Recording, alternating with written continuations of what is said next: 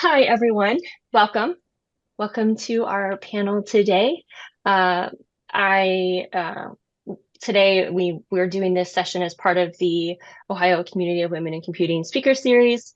We're partnering with Ohio X for the Ohio Tech Day of 2024, which is today. So welcome. First, I'll introduce myself. So my name is Ashley Klein-Tozy. I am a senior software engineering manager at a company called WISP Inc. WISP focuses on women's healthcare. So we're like a telehealth company. And feel free to check us out. But then the second part of my role here is that I am the vice president of the OCWIC ACM-W professional chapter, which has brought on obviously this speaker event today. So what is OCWIC? The OCWIC ACM-W Professional Chapter is a statewide community of women and men technology professionals from industry and academia. We're dedicated to engaging and empowering Ohio women in computing by building community, celebrating success, and illuminating possibility. So we're so excited to be here with our four panelists. And with that, I'm going to go ahead and turn it over and have our panelists introduce themselves. So to start, let's see. Richa, would you like to kick us off? Sure. So, hi everyone. My name is Richa Meherwal, and I am a lead data scientist at Progressive Insurance. My background is mostly around computer science and computer engineering from University of Illinois, Urbana-Champaign. And what I'm doing right now is beyond just predictive AI models. I'm also focusing a lot of my time in learning and building generative AI projects as well. And I am so glad to be here and actually being able to answer questions that will help you. That's from me. Awesome. Welcome. Thank you. Next up, Bhavya. Yeah. Hi, everyone. My name is Bhavya. I am currently a PhD student also at the University of Illinois at Urbana-Champaign. So my research is around large language models, generative AI, particularly their applications in the field of education.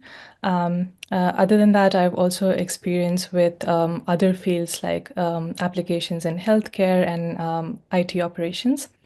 My background is also in computer science. I did my master's, bachelor's also from the same university.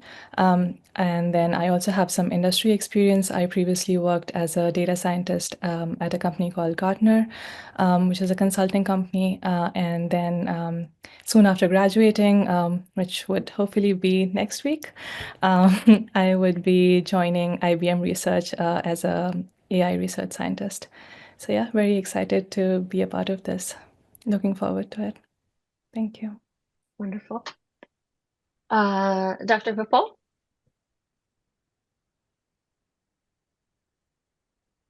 Yeah, thanks, Ashley. So my name is Vipul. I'm currently working as a senior data scientist at Intel in Portland, Oregon. My background is actually in material science and engineering. I got my PhD 2021 from University of Minnesota. And fortunately or accidentally ended up in this field at the intersection of semiconductor research as well as machine learning and AI.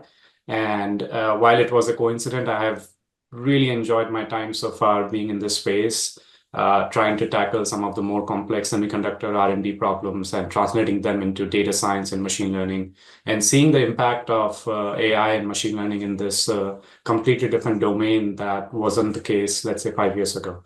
So very excited to be part of the panel. And I've been involved in mentoring some of the undergrads and grad students working in different disciplines and trying to break into AI. So definitely excited to be here. And I hope I actually get to learn a lot from this panel. Awesome. Thank you. And last but not least, Alia. Thanks, Ashley. This is Ahalya Vikram. And I have been just working in the industry for probably 25 years now. worked as analyst, risk analyst, and strategy teams across finance, retail, and now insurance. Kind of doing data science work in Excel, so not to give away my age. So, now I'm a senior manager for data science at Progressive, specifically in the CRM customer experience portfolio, multiple predictive AI and generative AI and visual projects. Well, again, thank you for being here. So to get us started, I have a couple of questions that I prepared, but then also we want this to be very interactive with those who are on this call as well. So you're welcome to drop any questions either in the chat box or feel free to ask them. There's a raise your hand feature in Zoom, or when we get to just open questions, you can unmute and ask your question as well. So to get started, the first question is if you could, in terms of order, however you want to go is fine, but can you share your perspective on the impact of AI on the future of technology careers in particular, based on your various perspectives in the industry? Yeah, I can go. Sure. So the way AI has actually impacted a lot of technology careers, and at this point, in my personal opinion, I think it's really increased the productivity across all those technology-based careers, and even the ones that are not so technology focused. So the way I see it is, let's say we have software developers. That's kind of everybody who's coding right now. With generative AI being so accessible and also good at generating code, it's really good. We can leverage it for code generation, debugging, actually having quality code output. So that's been really enhancing productivity. The other thing is, despite it having the potential to enhance productivity, we still require expertise from the coders or from the software developers to really understand if the code is doing what it's supposed to do. So it still hasn't reached the stage that it's absolutely, it requires no guidance. But at the same time, it has reached a stage where it can give you a good head start to a problem. Now, similarly, I'm also thinking about beyond just software developers, let's say technical project managers or product managers. They too are leveraging it to maybe scope out the requirements that they need for a software or even hardware product. And they're also expanding their usage, and beyond just the technical aspects, the usage is also expanded to maybe emails or creating reports or creating documentation, like heavy documentation that all of us almost in the technical side really have a huge resistance to. So that's kind of what I'm in my opinion, what I'm seeing the AI impact. Great, thank you. Does anyone else want to chime in? I can take this. Sure. So I think we have come a long way. I went to school for computer science and it was basic Fortran. I don't even know if people know those languages anymore, Pascal and things like that. From there, we've come a very, very long way. Even we used to have chatbots like Eliza years ago, but the way it worked has evolved so much, especially in the last 10 years. It's in front of our eyes, just with projects that we're consistently working on natural language processing, we've evolved. But I would say we still have a long way to go because today we are just picking up context, which is really great. But context in terms of insurance is still a question mark. it sees in insurance, if it sees the word bodily injury, automatically the sentiment that comes is negative. Hey, it's a normal term here at insurance. So just giving it more industrial context and what we're talking about, I think we have a long way to go. But in any career, there is going to be a shift with respect to AI, that's for sure. And I attribute it to, like, say, agricultural revolution.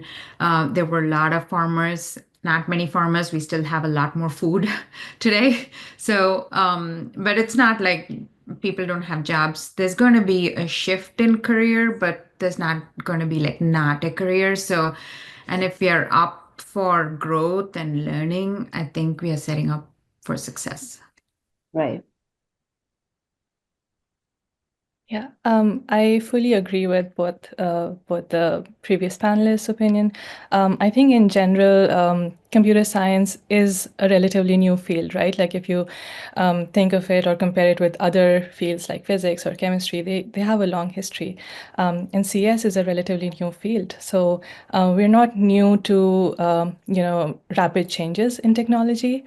So like Alia was saying, there's a shift in the programming languages. We went from BASIC to the first programming language I learned was Java. And now they teach Python in schools. So right from the education, like the curriculum that's taught, right up to the company, like the industry that's using these technologies, both of these keep evolving really quickly. I think the only difference with AI and specifically Gen AI is that the scale at which these things are changing is really large. So it's not only impacting our field, it's impacting like almost every other field. So like my mom knows what ChatGPT is. She's using it. My 5-year-old cousin knows what it is. So it's just like it's so ubiquitous, and within such a short span of time, it's reached this scale. So that I think is kind of unprecedented, and so that's why the rate at which both the education sector and the industry sector have to evolve is not not able to keep up with the rate at which these things are evolving. So I guess that's why there's more confusion and chaos, and like people are not clear about, what skills should they learn, or are we going to be relevant the next year or not? So I guess once there's more stability in this, we would be more comfortable with using these tools. And a different meeting. The one that's your okay. Sorry. So yeah, once there's more stability, I think we would be more comfortable with using these tools. And like Richa was saying, they are already enhancing productivity, and we would be collaborating with these tools more and more in the future. And there's going to be new roles evolving. Like for my perspective, I am more from a research background, so I already see like the entry barrier into research has become very less. I see like undergraduates and like young master's students are able to do research very quickly with these tools. And so one thing is feasibility of research, and then the other is also the scope. There's so much that we don't know about these models. So, there's a lot to explore. So already there's a lot of new potential with these tools, and I think the future does look bright. So, yeah. Yeah, for sure. Yeah, maybe I can chime in on the aspect of AI and machine learning when it comes to cross domain. So coming from this, physical sciences background and doing like core material science and physics research, it's been very surprising and to see how rapidly AI has penetrated these diverse fields and how positively it's been embraced by the stakeholders and domain experts of these fields. a few years ago, it was very difficult to tackle some of the complex research problems we see on the applied research in semiconductor. But today, we are able to leverage these tools of AI and machine learning, and so rapidly that we are able to come up with solutions to those nuanced problems and able to chop those down into small pieces and have some meaningful segue and meaningful headway into real solutions. So I would argue that, AI as it is today, it's already enhancing productivity, already making impact in fields that are even beyond computer science. And we are already looking at people who are, coming into our field, already have some exposure to basic AI skills, and they're already well versed in, utilizing ChatGPT for their day-to-day tasks. So your ChatGPT could be your coding buddy, it could be your daily task companion. It could be somebody that you collaborate with on a project and work live as you're going. And that's something that was really unprecedented, where people were really siloed, and now they're able to have this sort of companionship and work on complex problems. And as you are getting more and more data into these machines, you're able to get better solutions and taking learnings from your past solutions. So I would argue, domain expertise coupled with the AI skills are here to stay, and those will be the kind of candidates who would be making impact in fields that are even beyond computer science. Thank you. At this point, I wanted to invite audience members to ask a question to our panelists. Again, you can use the chat window or unmute and just ask the question live.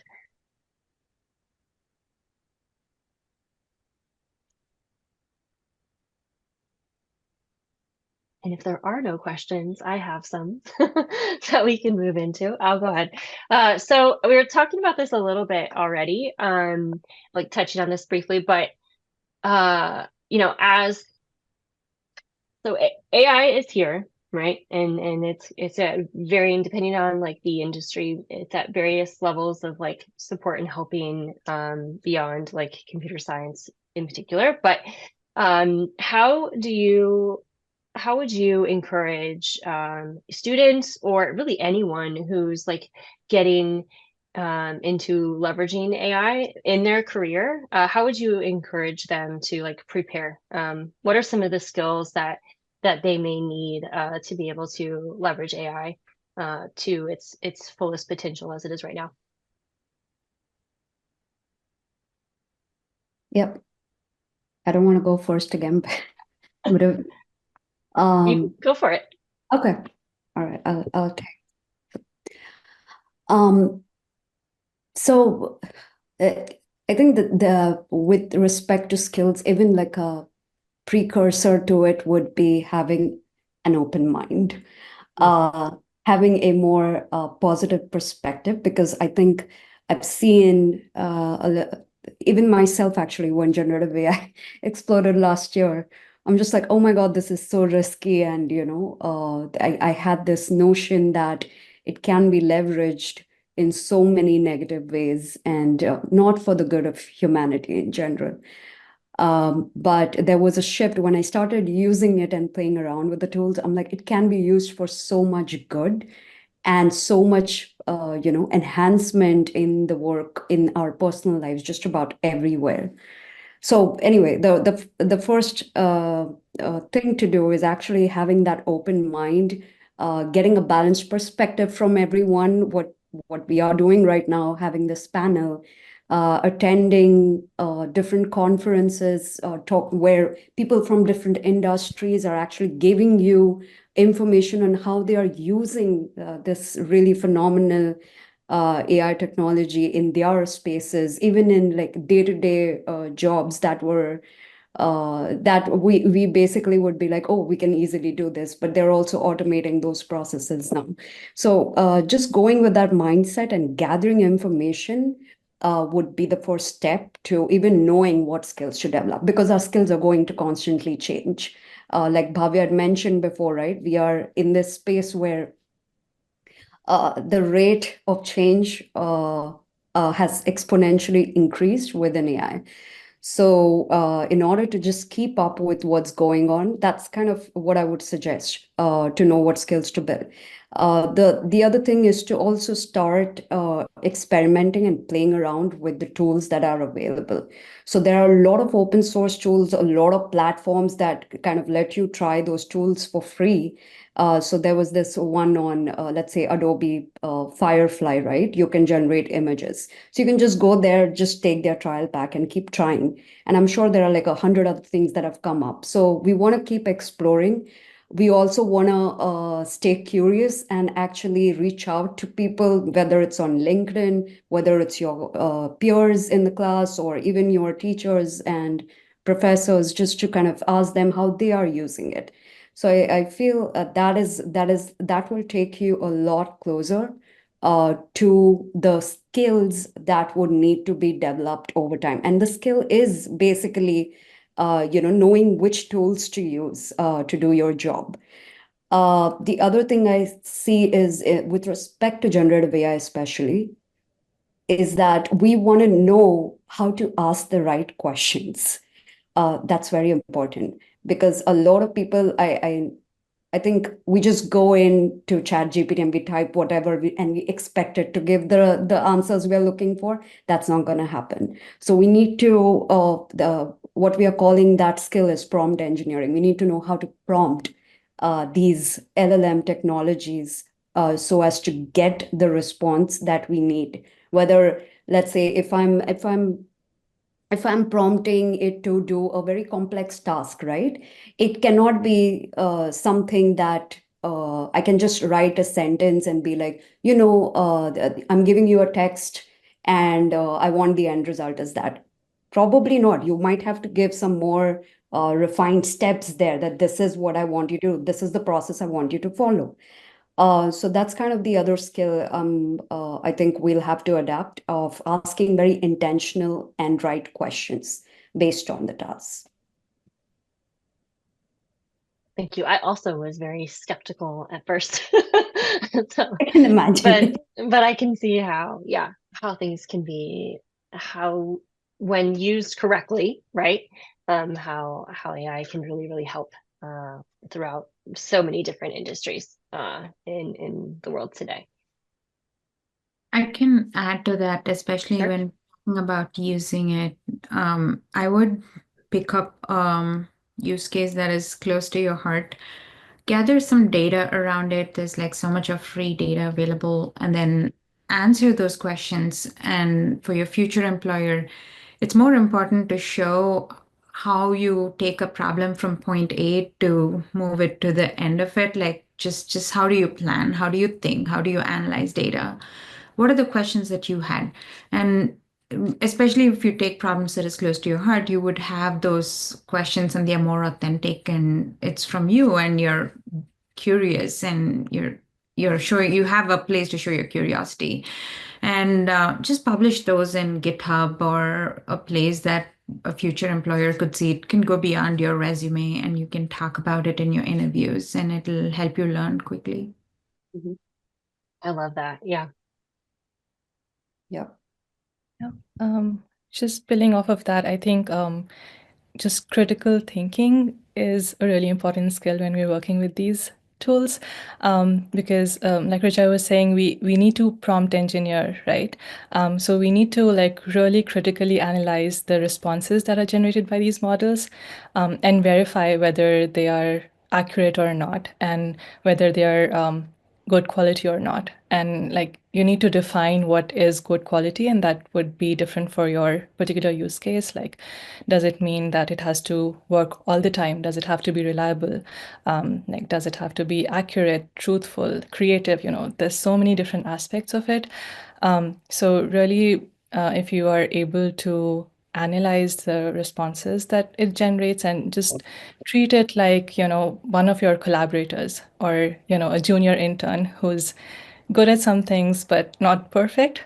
And yeah, just learn how to work as a team with it, I think, is going to be useful.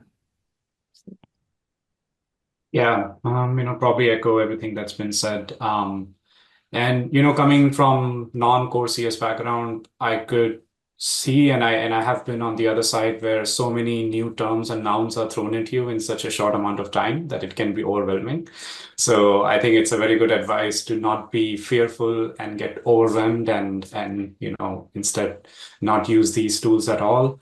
I think a better approach would be like others have said, see problems in your domain, see that the problems that you're trying to solve in more of a conventional way that you have been doing in the field and others in the field have been doing, and see if you are able to leverage some of these tools that are at your disposal. You may want to start very simple. You may want to start with a very basic thing that you need help with or you're getting stuck at. And see if you're able to move past that by using tools like ChatGPT, or some of these others AI tools, that have been mentioned. And if that turns out to be a good experience, you might want to engage more of that into your day-to-day.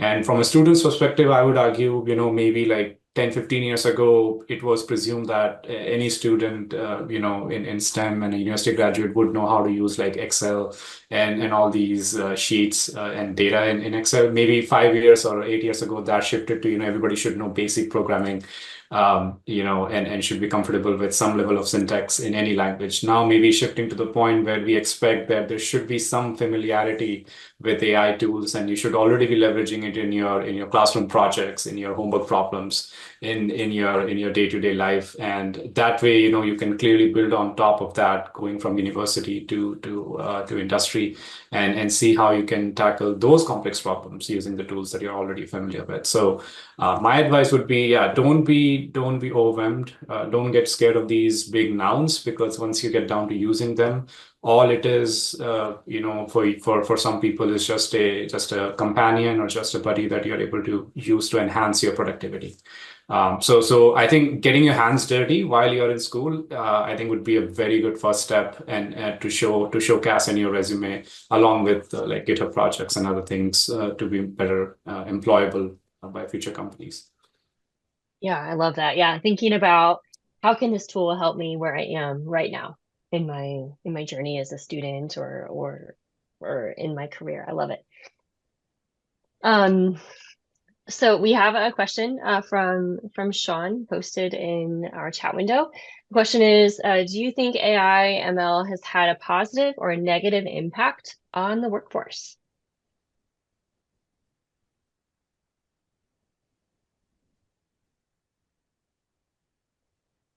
Very generically, however they want to take it in a way. But I've had worked in projects where there is like so much of polarity in terms of like how they want to approach it or adapt it, because this group of people, they take it to heart, the work that they do, and they just cannot get to the fact that AI is not even replacing, kind of helping them out, right? Because we have backlog of weeks of undone work, and we are saying, let's put this tool, it's not going to do the work for you because we don't trust it, but it's just helping you speed up your process. But they just because the tool has AI component to it, there were a lot of people that don't even want to look at it. But eventually, I think so we did some demos to show how not effective the tool could be, that you cannot trust it as much because it's not as good as you. It cannot be you. It cannot be so personable. It cannot learn as quickly as human brains can. It needs to see a lot of examples before it gets there. Whereas you have the common sense to adapt. Right now, it's filling up. Generative AI is filling up with based on the probability of examples it's seen in the past. And that's about it, right? Like you can think deeper, you can empathize with the work that you're doing, and we need empathy for this particular work. So just convincing people that this is not going to at least it's right now, we are not there yet. And just showing that to them, kind of, they adapted it. It's funny, I don't like when people humanize AI or say, oh, this is a Holly's model. I don't like that because I want it to improve. Like, let's work on getting, it's a tool. Like, don't give it life, right? So just letting them, like, don't do that. It's okay. But still they ended up giving it a name and a face and a nice face, a cartoonish face and everything. It just adapt it however you want it. But I think that's how we are able to convince people to adapt this tool and always think of it as a tool. Any decision engine, any automation effort, it's kind of a little bit of extension to it. It's not like, oh, I understand everything that people are doing in this organization and I can do all of it. No, we're not there yet. I don't think we'll be there for a long time now. Thank you. Does anyone else want to weigh in on this one? Yeah, I would. I agree that, in many fields, we're definitely not there yet. But I'll take an example of one field, which is like digital art. And I've seen like a real impact there where like companies are not willing to hire digital artists. And they just use these Gen AI tools, which actually have been trained on the work by these digital artists. So, there's a lot of legality around that, and we are already seeing a negative impact on the workforce. As it stands in its current state, I think without any proper regulations around, what are the copyright laws, how much should these original art creators get money in the form of, I don't know, licensing or whatever form of fees, if the companies are using art that is derivative of their work. So in its current state, I think it's starting to show negative impact on these artists. And even I have started to use these tools for like generating logos or like fun little images for my presentations. And otherwise, I would have to rely on, I don't know, stock images or ask someone to create them for me. So it is starting to get scarily good. So I think it's about time to think about the negative impacts. Yeah. In my experience, like when these tools became widely available, I think that was one of the few things where the younger engineering workforce had a stronger push to use these tools in their day-to-day job, while the more senior leadership was more wary and more measured in the way these things are adopted. Oh, okay, go. Somebody has a hot mic. Yeah. So, there was a strong push from the young engineer population to get these tools up and running, and so that they can do their day-to-day tasks. Like they're overwhelmed and they have so many things on their to-do list. And if any tool could help them get better and get faster and more productive, they would take it. And there are clearly implications when it comes to regulations, copywriting, and all the IP and intellectual property considerations that one has to do before we can blindly start using these. So there is clearly a segment of the population that is very eager and thinks very positively about all these AI tools, but there are clearly concerns in the leadership, and especially from a legal standpoint, especially from an intellectual property standpoint, that how these tools may expose us to some of the things, in that domain that a regular engineer may not care about while using these. And we are also seeing the effect where the models are only as good as the data they're trained on. So if you are in a situation where the model is in a very nascent stage and hasn't matured, or the training data was insufficient or was biased in one way or the other, you can have serious consequences if you were to take the output of these models and these tools at the face value. So your domain expertise, your ability to discern, right versus wrong, what is appropriate here and what isn't, is still very important, and something that we have to constantly get ourselves trained on and orient our mind as we're using these tools. So, as far as the overall impact goes, I think it is a net positive, but of course, with caveats of any technology that you have in your hand, there can be a good use and somewhat of a bad use. So, we have our industry leaders and our stakeholders thinking very seriously about ethical AI and the implications on the negative side. But I think overall we would see, and we see in some of these big conferences, conversations around these topics, where how we can navigate and go to a point where we are able to leverage these positively while maintaining and subsiding these negative impacts. And just to add to that, a quick pointer to remember is right now, I think we're all being cautious of the negative impact, like some of the panelists already mentioned, right? We need regulations, we need all these compliance policies that need to come up and kind of hold us accountable to what we are doing with the latest AI technologies. So one thing to keep in mind is that we want to try to leverage it for less critical tasks first and see how that's doing versus going at high risk and extremely critical tasks. So if you're using generative AI, like recently, I think a lot of people actually know about this, but there was a case when a lawyer was using generative AI to help him build an evidence-based case. I think this was in New York court, but I could be wrong. But what happened was ChatGPT actually generated false evidence. It was hallucinating.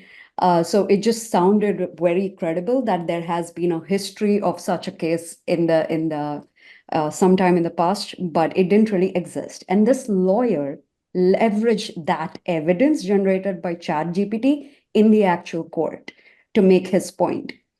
And yeah, it wasn't looking good on him. He lost his credibility, but it also raised questions on the kind of impact that the AI technologies are having. So that's why I'm emphasizing that when we want to explore what kind of impacts generative AI is having, we want to start with very less critical tasks. So something like an email, something like simply summarize some effort summary. So start with that. And for extremely critical tasks, we might want to involve senior leadership and also various levels of SMEs in that domain to actually help you evaluate whether this is the right tool to use.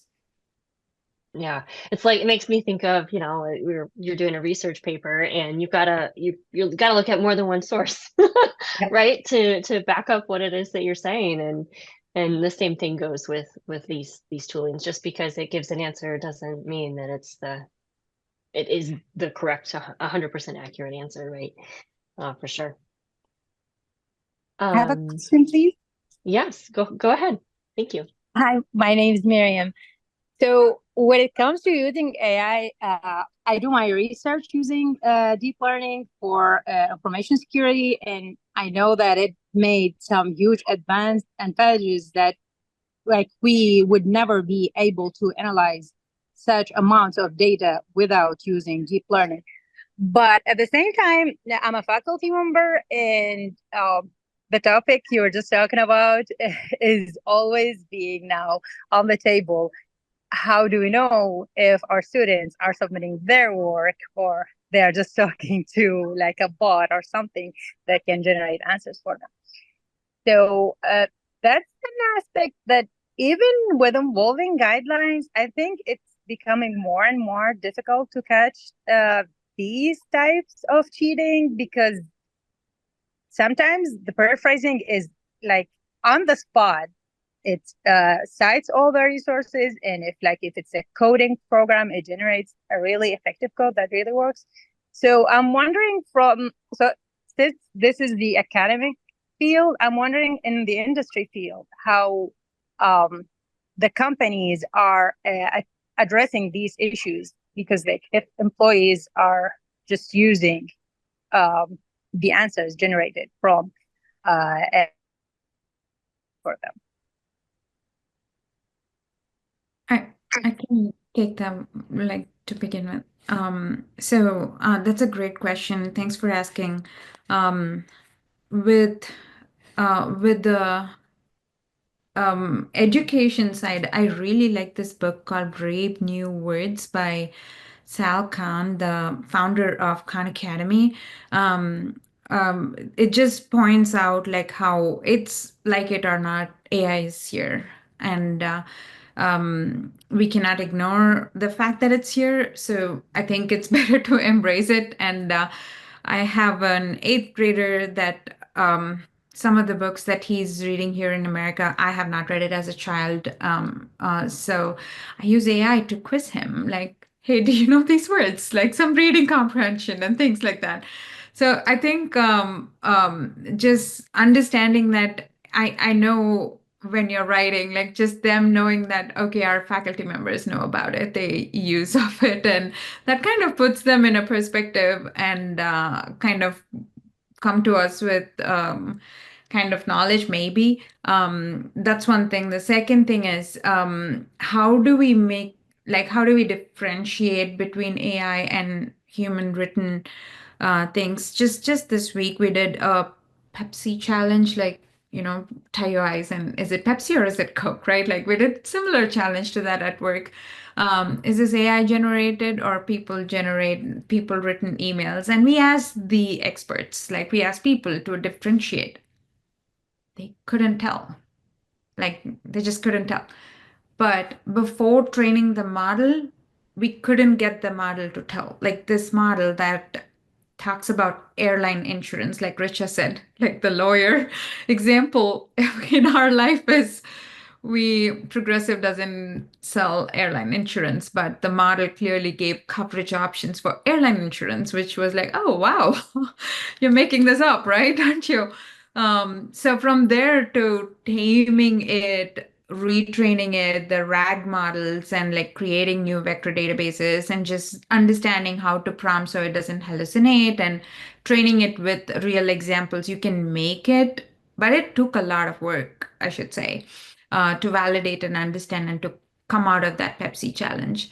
So if someone is just using ChatGPT without necessarily putting in that effort, I think there are still tools today to differentiate between human written versus AI written. And I think probably that's something to leverage as well. Ask AI, did AI write this? Maybe. I want to add just one quick thing too, is that like when I think about interviewing candidates to come work with me, we do like in many places I've worked, we do a take-home project basically, right? Where that's an easy place where people could leverage AI, right, to build a program to solve that problem. But then what we do is we ask, like in the interview, you bring your project to the conversation, and we dig into like, well, what was behind your design decisions, right? We ask those questions to the candidate, so they have to explain they have to explain, demonstrate their knowledge. And I think that I know that's at the beginning, right? And preparing to bring someone into a company, but I think there are opportunities to do that too throughout someone existing at a place of work. But how can they demonstrate and share their knowledge so that we're not just spitting back out what we received from these AI tools, that we maintain that knowledge of like the why and how do we get here, understanding that foundational knowledge is still important. And anyways, just that interview process is one of the ways that we try to help like make sure we're getting good candidates that really do know those foundational things versus just asking a program to do it for them. And then I'll go back to being facilitator and not add my 2 cents. Does anyone else want to respond to that question as well, to Miriam's question? I just wanted to agree with what you said, Ashley. It's like, if somebody presents a resume and I'm the interviewer and they've just written a bunch of stuff that they want to really brag about, or that's brag worthy, but you can catch them, right? You can ask the whys, you can ask for a reasoning, and just like get into the depths to really understand whether they've actually done those projects and have,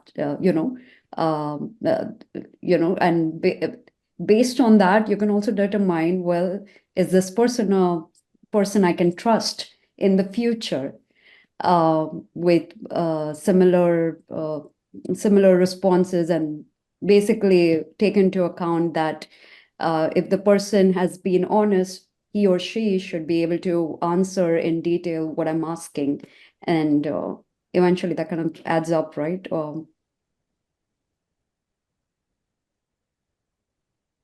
Yeah, absolutely. Any other questions from the audience?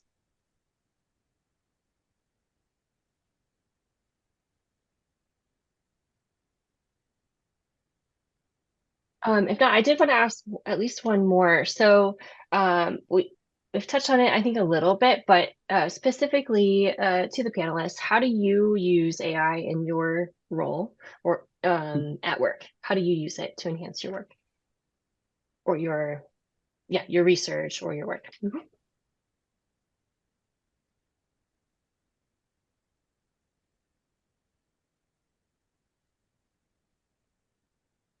I can call on someone to go first. Bhavya, would you want to go first? Yeah, I can go. So my research is around using AI. So I don't know how to answer this question, but I won't talk about the research side of it. I'll just say like how I use it in my daily life. So I think the most frequent usage is for writing emails. So now I just like put in the main points I want to talk about and just ask it to like draft a nice polished message for me. Yeah, and then also like polishing slides. I think a lot of like editing work is my main usage. I've started using it more for like coding also. And this is like after a lot of interactions with like junior students like undergraduates and all, because previously what I used to do was just Google the bug that I'm facing, or like look it up on Stack Overflow or something. But now I think like ChatGPT actually does a far better job. So I've started to use it for at least debugging purposes also. I think as a technical person, I use it heavily for all types of communication. So just things, because that does take a lot of your mind space and also your calendar space. So things like preparing for presentations, things like email, like what Bhavya said, right?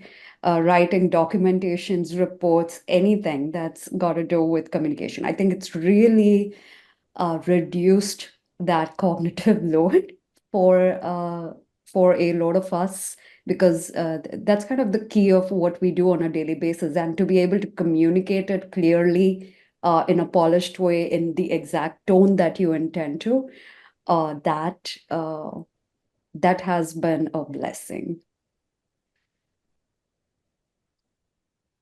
Yeah, so for me, there are a lot of proprietary tools that the company has that we have to interact with just as part of our job, and without them, I don't think we can do our job effectively today.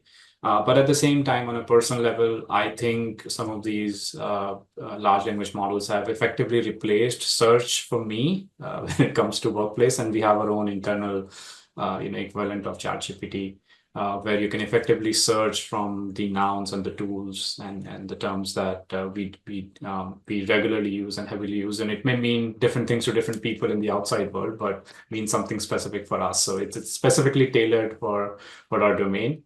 Also use it heavily as a code companion. So you can be in a deep flow mode where you're writing a big code base, and you're able to identify, okay, these are the functions I need, these are the attributes I need. How can I assemble this in a concrete manner that would make sense, and start to document at the same time as you're writing your code.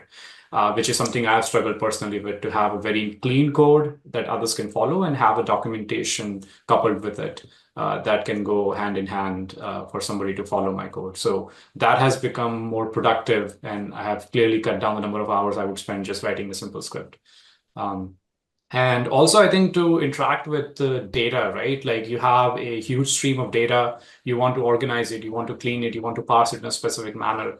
I think to leverage some of these tools and do that automatically, or come up with snippets of code that will help you clean up your data and have it appear or have it plot in a specific manner for you to gain insights. I think that is also something I'm increasingly doing, and these chatbots are getting very good at that. So I would argue, yeah, like anything to do with your day-to-day, there is some involvement, a lot of time spent on a day-to-day basis. I just thought of one more use case I just added. So I was recently planning a trip to Japan. I am in Japan right now, so I was trying to form an itinerary. And that's when I used ChatGPT. I was like, this is what I like. I'm going for these many days. And it actually did a pretty good job. And I didn't have to like scour through multiple web pages trying to just identify and pick out things. I love that. Did it suggest you a hypothetical place and you went there and it It did was? not. It did not. But I think I'm in a pretty well-known place, but I don't think it'll work for like remote places that well.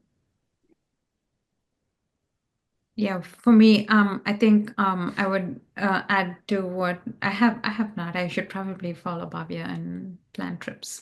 But I've used like what Vipul says for coding, especially like being a manager and talking more to, I don't have time to do the time or focus to do heads down coding just between meetings, and most of the time I'm trying to explain technical concepts to our business stakeholders. It's just so much easy to show things visually, so I use Streamlit applications a lot. So I just like, hey, make this chart and show in this application so I'm not even taking the time to connect it to, say, a Tableau or Power BI, those visual tools, because it's big data. And like, okay, I have this. Can I just show and ask questions and show it to them? So it's super helpful for that. Even while I'm setting up a form and getting input data and saving it in Excel and then making a chart out of it, all those things, I'm able to do that. So thanks to that. And another thing is just being in back-to-back meetings. Such a note taker. So I need to write to think, but I also have to note down to do, like I need a personal assistant. So the calls are transcribed anyway. So I just go, what are my to do? And I would do that like a week later, and it would just give me all my to-do list. And I'm just taking and putting it and checking off the box. So it's really helping as a personal assistant there. Oh. And just like one more thing to add to what I think everyone has brought out at some point is brainstorming. I love that. Let's say I'm trying to figure out what metrics to use for a particular project. I'll brainstorm everything possible with ChatGPT. I'm like, no, I'm not convinced with the metric you're giving me. Please, let's refine it further. So it's an assistant, co-pilot, buddy, just in every possible way, every creative way you can think of. So yeah, I think that's one other way to look at it. Yeah, I love it. Well, I know we just had 5 minutes left, but I thought that I'll ask one more real quick. Are there any other questions from the audience? No? Okay. Then with that, I think we can go ahead and just end a few minutes early. Some people may have meetings right after this, so it gives a few minutes to be able to get to your next meeting. But I just wanted to say thank you so much to our panelists, Richa, Bhavya, Vipul, and Ahalya. I really appreciate you taking the time to spend with us today to talk about AI and what it means to you, how you use it, and the impact on our world around us. So thank you so much. And thank you all for joining from the audience, that you took some time out of your day to be a part of this conversation. Very much appreciated. All right. Thank you so much for Thank having you. me. Thank you. Okay.